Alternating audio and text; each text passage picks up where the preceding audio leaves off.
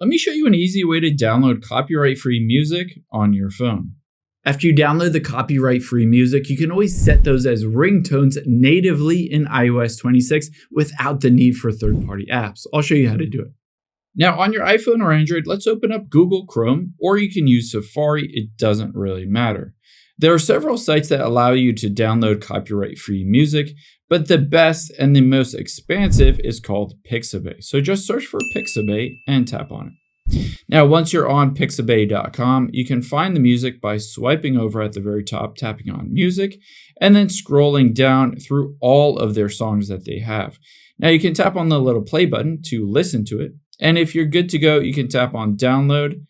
Right here, you just tap on it and it says save at the very bottom right. Let's tap on save, and you can choose to save it to either the Files app on your iPhone or Android or Google Drive. Let's save it to the Files app here, and I'll show you how to find it. Let's hop out of here. We can swipe all the way over to the app library, and we're just going to search for the Files library.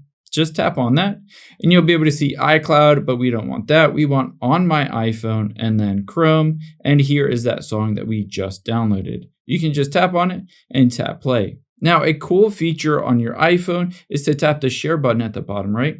And as long as this is under 30 seconds, you can now hit use as ringtone in iOS 26. Keep in mind, it does say that the file is too large. So if it's larger than 30 seconds or longer than 30 seconds rather, you do need to cut it down a bit.